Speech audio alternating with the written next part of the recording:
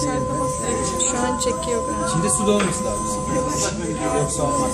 Suyun fazlalığına göre ton değişiyor işte. Çok iyi ya. İnce böyle dolduracaksınız. Manzarayı da çekeyim mi biraz?